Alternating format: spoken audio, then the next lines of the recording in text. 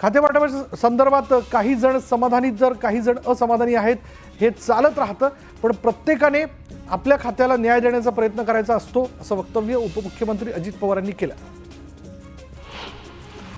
खातेवाटपावरून कोणतीही नाराजी नाही, पालकमंत्री पदावरूनही वाद होणार नाहीत, पालकमंत्री पदाचं योग्य पद्धतीने वाटप होईल अशी माहिती चंद्रशेखर बावनकुळेंनी दिली.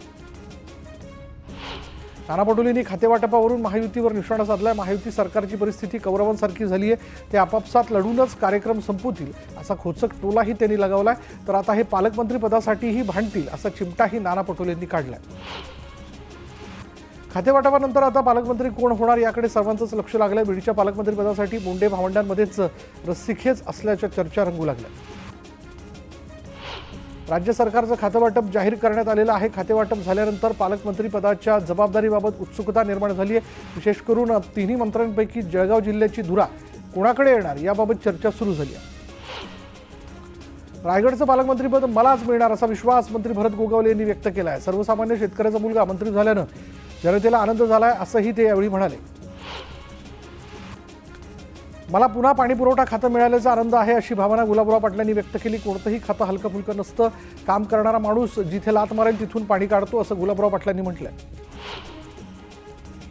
अतुल सावेंना मंत्रिपद मिळाल्यानंतर त्यांची पेढे तुला करण्यात आली आहे. यावेळी देवाभाऊंमुळे मला तिसऱ्यांदा मंत्रिपद मिळालं असं म्हणत अतुल सावेंनी फडणवीसांचे आभार मानले. शालेय शिक्षण मंत्रिपदावर वर्णी लागल्यानंतर दादा भुसेंचं मालेगावात आगमन होताच त्यांचं जंगी स्वागत करण्यात आलं. भुसेंच्या समर्थकांनी त्यांची वाजत गाजत मिरवणूकही काढली. सिंधुदुर्ग जिल्ह्यातील खारेपाटणमध्ये नितेश राणेंचं जल्लोषात स्वागत करण्यात आलं. नितेश राणेंना पुष्पहार घालत त्यांच्यावर जेसीबीतून पुष्पवृष्टी करण्यात आली. मंत्रिपदाची शपथ घेतल्यानंतर योगेश कदम दापोली विधानसभा मतदारसंघात दाखल झाले. रत्नागिरी जिल्ह्याच्या प्रवेशद्वारावर शिवसेनेच्या वतीने योगेश कदम यांचं जंगी स्वागत करण्यात आलं. रायगडमधील शिवसेना आमदार भरत गोगावले यांना मंत्रिपद मिळाल्यानं रायगडकरांमध्ये वेगळाच उत्साह निर्माण झाला. हिवाळी अधिवेशन आटपून मुंबईत येणाऱ्या मंत्री गोगावलेंच्या स्वागतासाठी रायगडवासीय थेट विमानतळावर धडकले. कॅबिनेट मंत्रिपदाची शपथ घेतल्यानंतर संजय शिरसाट पहिल्यांदाच छत्रपती संभाजीनगरमध्ये दाखल झाले. कार्यकर्त्यांकडून संजय शिरसाट यांचं जंगी स्वागत करण्यात आलं. फटाके फोडून क्रेनच्या साह्यानं भव्य हार घालून संजय शिरसाट यांचं स्वागत करण्यात आलं. दादरमध्ये राज ठाकरेंच्या भाच्याच्या लग्न सोहळ्यात ठाकरे बंधू एकत्र पाहायला मिळाले. लग्न सोहळ्यात दोघांमध्ये कौटुंबिक संवादही झाला. दोन्ही भावांच्या भेटीनंतर पुन्हा एकदा राजकीय वर्तुळात दोघेही एकत्र येण्याच्या चर्चा सुरू झाल्यात. उद्धव ठाकरे आणि राज ठाकरेंच्या भेटीवर नाना पटोलेंनी वक्तव्य केलंय. कोण कुणाला भेटतंय यापेक्षा जनतेचे प्रश्न काँग्रेससाठी महत्त्वाचे आहेत असा खोचक टोला नाना पटोलेंनी लगावला. अजित पवारांनी नवीन खेळी खेळल्याचं पाहायला मिळतंय. भुजबळांना रोखण्यासाठी माणिकराव कोकाटे यांना थेट कृषी मंत्री करत दादांनी भुजबळांना जोर का झटका दिलाय आणि या भुजबळांना कायम उघड विरोध करणारा नेता म्हणून माणिकराव कोकाटे यांची ओळख आहे. कृषी मंत्रिपद मिळाल्यानंतर माणिकराव कोकाटेंचे संपूर्ण नाशकात बॅनर्स लावण्यात आलेत. मात्र या बॅनर्सवरून छगन भुजबळांचा फोटो गायब झाल्यानं चर्चांना उधाण आलंय. छगन भुजबळ साहेब नाराज आहेत ही वस्तुस्थिती आहे. मात्र ते भाजपमध्ये येतील की नाही याबाबतचा सर्वस्वी निर्णय घेण्याचा अधिकार देवेंद्र फडणवीस घेतील असं वक्तव्य गिरीश महाजन यांनी केलं. छगन भुजबळ मोठे नेते आहेत. भुजबळांची राज्याला आणि पक्षाला गरज आहे, त्यामुळे ओबीसी नेते भुजबळांची समजूत काढतील अशी प्रतिक्रिया गुलाबराव पाटील यांनी दिली. एकनाथ खडसे आणि गिरीश महाजन यांच्यातील वाद लवकरच संपेल आणि जिल्ह्याच्या विकासासाठी सगळे एकत्र येतील असा विश्वास रक्षा खडसे यांनी व्यक्त केला.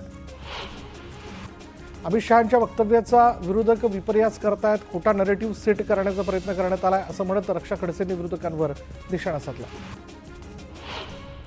कोल्हापूरमधील शिवसेना उभाटाचे नेते के पी पाटील यांनी मंत्री हसन मुश्रीफ यांची भेट घेतली. मुश्रीफांच्या घरी जाऊन मंत्रिमंडळात समावेश झाल्याबद्दल त्यांनी त्यांचा सत्कार केला. त्यामुळे निवडणुकीआधी महाविकास आघाडीत गेलेले के पी पाटील पुन्हा महायुतीकडे येणार असल्याची चर्चा जोर धरू लागली. जगात धर्माच्या नावाखाली जितके अत्याचार झाले ते चुकीच्या समजुतीमुळे झाले असं महत्त्वाचं वक्तव्य सरसंघचालक मोहन भागवत यांनी केलं. शरद पवारांनी पुण्यातील भीमथडी जत्रेला भेट दिली. जत्रेत ग्रामीण भागातील कला आणि खाद्य संस्कृतीचं दर्शन घडत आहे. रोहित पवारांच्या आई सुनंदा पवारांकडून जत्रेचं आयोजन करण्यात आलं. उपमुख्यमंत्री अजित पवार बारामती दौऱ्यावरती आहेत. यावेळी बारामती MIDC जवळ नव्याने सुरू करण्यात आलेल्या अष्टविनायक ज्वेलर्स शॉपचं अजित पवारांच्या हस्ते उद्घाटन करण्यात आलं. बारामतीमध्ये मराठा क्रांती मोर्चाच्या वतीनं अजित पवारांना निवेदन देण्यात आलेलं आहे. संतोष देशमुख हत्या प्रकरणातील गुन्हेगारांना तात्काळ अटक करा, धनंजय मुंडेंची मंत्रिमंडळातून हकालपट्टी करा अशी मागणी युती करण्यात आली आहे. येत्या 5 जानेवारीला उद्धव ठाकरे तर 10 जानेवारीला राहुल गांधी, प्रियंका गांधी आणि अरविंद केजरीवाल मार्केटवाडीला भेट देतील. तिथल्या ग्रामस्थांशी आणि मतदारांशी ईव्हीएम मशीनविषयी चर्चा करणार आहेत. कर्नाटक सरकारच्या अलमट्टी धरणाच्या उंची वाढवण्याच्या निर्णयाबाबत लवकरच कर्नाटकचे मुख्यमंत्री आणि उपमुख्यमंत्री यांची भेट घेण्यात येईल अशी माहिती सांगलीचे खासदार विशाल पाटील यांनी दिली आहे. अलमट्टीच्या उंचीबाबत जल आयोगालाही पत्र लिहिल्याचं विशाल पाटील यांनी सांगितलं. जळगाव महापालिकेतील पाईपलाईन्स भंगार चोरी प्रकरणाची चौकशी करण्यात यावी अशी मागणी आमदार राजू भोळे यांनी केली आहे. बोरिवलीत मेट्रो स्थानकाच्या शेजारी अवैधपणे रॅबिट आणि कचरा टाकला जातो, त्यामुळे नागरिकांना त्रासाला सामोरं जावं लागतंय. या प्रकरणी कारवाई करण्याचे आदेश केंद्रीय मंत्री पियुष गोयल यांनी दिले. कुरवळ जावळी धरणाला गळती लागल्यानं ते धरण कोणत्याही क्षणी फुटण्याची भीती नागरिकांनी व्यक्त केलेली, त्यामुळे मोठ्या प्रमाणात नुकसानासह जीवितहानीची शक्यता आहे. वाशिमच्या मनोरा तालुक्यात अतिवृष्टीमुळे झालेल्या नुकसानीची भरपाई अद्यापही 15,000 शेतकऱ्यांना मिळालेली नाही आणि त्यामुळे नुकसान भरपाई तात्काळ देण्यात यावी अशी मागणी जी ती करण्यात येते. वाशिम जिल्ह्यातील शेतकऱ्यांसाठी या वर्षीच्या रब्बी हंगाम जो तो चिंतेचा विषय ठरतोय. वातावरणातील बदल आणि धुक्यामुळे तुरीच्या पिकावर मोठ्या प्रमाणात परिणाम झाला आणि त्यामुळे तूर उत्पादक शेतकरी चिंतेत सापडले. हिंगोलीच्या गोरेगाव केंद्रा वरखेडाकडे जाणाऱ्या रस्त्याची अक्षरशः चाळण झाली. जागोजागी खड्डे पडल्यानं रस्त्याची दुरावस्था झाली आणि त्यामुळे नागरिकांना नाहक त्रास सहन करावा लागतोय. बीडचे पोलीस अधीक्षक म्हणून पदभार घेताच नवनीत कौवत यांनी मस्साजोग प्रकरणात वरिष्ठ अधिकाऱ्यांची बैठक बोलावलेली आहे. तपास कुठपर्यंत गेलेला आहे, तपासामध्ये काय बाकी आहे याचा आढावा घेतला जाणार आहे. जुन्या मुंबई पुणे महामार्गावर देहू रोड सेंट्रल चौकात बेशिस्त वाहन चालकांमुळे वारंवार वाहतूक कोंडीचा सामना करावा लागतोय. वाहतूक पोलिसांनी बेशिस्त वाहन चालकांवर दुर्लक्ष करू नये अशी मागणी वाहन चालकांनी केली. अहिल्यानगर बीड परळी रेल्वे मार्गावरील बीड शहराजवळील 2,70,00,000चा रेल्वे पूल पाडण्याचं काम सुरू आहे. पूल सरळ रेषेत नसल्यानं तो पूल पाडून दुसरा बनवावा लागणार आहे. रेल्वे अधिकाऱ्यांचा एवढा बेजबाबदारपणा कसा असू शकतो असा सवाल सामाजिक कार्यकर्त्यांनी उपस्थित केला आहे. अहिल्यानगरमध्ये हिंदुत्ववादी कार्यकर्ते दिनेश जोशी यांनी एक वेगळा उपक्रम राबवला. पतंगाच्या बाजारपेठेत जाऊन त्यांनी पतंग विक्रेत्यांना गुलाब पुष्प देत नायलॉन मांजा न विकण्याचं आवाहन केलं. त्यासोबतच मांजा विकत घेणाऱ्यांवरही प्रशासनाने कडक कारवाई करावी अशी मागणीही दिनेश जोशी यांनी केली. हिंगोलीच्या वसमतमध्ये मोठ्या प्रमाणावर केळीची लागवड केली जाते, मात्र सध्या केळीचे दर घसरलेत. केळीला सध्या 1100 ते 1400 रुपये प्रति क्विंटलपर्यंत दर मिळत असल्यानं शेतकऱ्यांना आर्थिक नुकसान सहन करावं लागतं. अमित शहांच्या आणि भाजपच्या विरोधात काँग्रेसनं साकीनाका परिसरात निषेध मोर्चा काढला आणि यावेळी अमित शहांनी जाहीर माफी मागावी, त्वरित राजीनामा द्यावा अशी मागणी नसीम खान यांनी केली. मनसरमध्ये अवैध धर्मांतराच्या विरोधात हिंदुत्ववादी संघटना आक्रमक झाल्यात. यावेळी हिंदुत्ववादी संघटनांनी मोर्चा काढून निदर्शन केली. शहापुरात मुख्य बाजारपेठेत ज्वेलर्सच्या कामगारावर गोळीबार करण्यात आला. यात त्याचा दुर्दैवानं मृत्यू झाला नाही. या घटनेच्या निषेधार्थ शहापूर बाजारपेठ बंदची हाक देण्यात आली होती. त्यावेळी संतप्त व्यापाऱ्यांनी मुका मोर्चा काढून निषेध केला. सोलापूरच्या वार्शीमध्ये सरपंच संतोष देशमुख यांच्या हत्येच्या निषेधार्थ कॅन्डल मार्च काढण्यात आला. आरोपींना तात्काळ अटक न केल्यास रास्तारोकोचा इशारा देण्यात आला. आता एक ब्रेकिंग न्यूज अशी आहे की ओबीसी नेते छगन भुजबळ यांच्या घरी दाखल झालेले आहेत.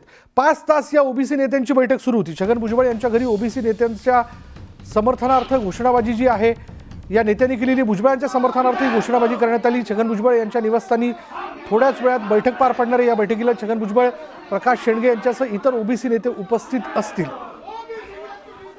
आणि या बैठकीपूर्वी म्हणजे छगन भुजबळांची भेट घेण्यापूर्वी या ओबीसी नेत्यांची 5 तास बैठक जी आहे ती पार पडलेली आहे. त्यामुळे या बैठकीत या ओबीसी नेत्यांनी जे काही निश्चित केलेलं आहे ते अर्थातच भुजबळांसमोर मांडलं जाईल. तो प्रस्ताव मांडला जाईल आणि त्या विषयाला घेऊन किंवा झालेल्या चर्चेला घेऊन भुजबळ नेमक्या ते यापुढे काय निर्णय घेतात, काय भूमिका घेत आहेत हे भुजबळांबरोबर आत्ताच्या होणाऱ्या बैठकीनंतरच आपल्याला कळेल.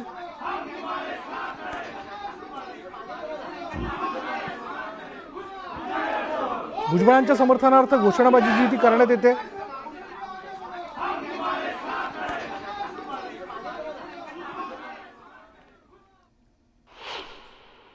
नागपुरातील राज्य विधिमंडळाच्या हिवाळी अधिवेशनामध्ये 33,788 कोटी रुपयांच्या पुरवणी मागण्यांना मंजुरी देण्यात आली. त्यामुळे लाडकी बहीण योजना पुढेही कायम सुरू राहणार हे निश्चित झालंय. या योजनेसाठी 1400 कोटी रुपयांची तरतूद करण्यात आली. शेतकऱ्यांना धान उत्पादनासाठी त्यांच्या धान लागवडीनुसार प्रति हेक्टरी 20,000 रुपये प्रोत्साहनपर बोनस देण्यात येणार आहे. मुख्यमंत्री फडणवीसांनी तशी घोषणा केली. गोशाळांना आर्थिकदृष्ट्या सक्षम करण्याकरता सन 2024-25 पासून गोशाळेत ठेवण्यात येणाऱ्या देशी गायींना 50 प्रतिदिनी प्रति गोवंश अनुदान देण्यात येणार आहे. अर्ज करण्यासाठी 31 डिसेंबरपर्यंतची मुदत आहे. मुंबई पुणे द्रुतगती महामार्गाचं 8 पदरीकरण करण्याचा निर्णय घेण्यात आला आहे. यासंबंधीचा प्रस्ताव MSRDCकडून फेब्रुवारी 2024 मध्ये राज्य सरकारकडे मंजुरीकरता पाठवण्यात आला. मात्र अद्याप या प्रस्तावाला मंजुरी मिळाली नसल्यानं काम रेंगाळलंय. त्यामुळे आता MSRDCला या प्रस्तावाच्या मान्यतेची प्रतीक्षा आहे. एकीकडे कर्जावरील व्याजदरात कपात होत नसताना मोदी सरकारने पुन्हा एकदा महागाईचा बॉम्ब टाकला. विमा क्षेत्रात GST कपातीचा निर्णय घेण्याच्या आग्रही मागणीला सुद्धा GST परिषदेने वाटाण्याच्या अक्षता लावल्यात. त्यामुळे देशभरात नाराजीचा सूर आहे. मुंबईतील नीलकमल बोट दुर्घटनेतील मृतांचा आकडा 15वर पोहोचला. बोट अपघातात बेपत्ता असलेल्या 7 वर्षांच्या मुलाचा मृतदेह शनिवारी शोध मोहिमेदरम्यान सापडला आणि या प्रकरणी नौदलाच्या स्पीड बोटीचा चालक आणि इतर संबंधित व्यक्तींविरोधात कुलाबा पोलीस स्टेशनमध्ये गुन्हा दाखल करण्यात आला. गेटवे ऑफ इंडिया इथून घारापुरीला जाणाऱ्या नीलकमल बोटीला अपघात झाला होता आणि अपघाताच्या चौकशी अंतर्गत बोटीतून क्षमतेपेक्षा अधिक प्रवासी प्रवास करत असल्याचं स्पष्ट झालं आणि याची गंभीर दखल घेत मुंबई सागरी मंडळाने अखेर आता नीलकमल बोटीचा प्रवासी परवाना, नोंदणी प्रमाणपत्र आणि सर्वे प्रमाणपत्र निलंबित केलं. मुंबई महापालिकेच्या आरोग्य केंद्रातील सहाय्यक परिचारकांना दिलासा मिळालेला आहे. 139 परिचारकांचा जानेवारीमध्ये तर उर्वरित 39 परिचारकांचा फेब्रुवारीमध्ये पगार होईल असं आश्वासन पालिकेच्या आरोग्य विभागाकडून देण्यात आलंय.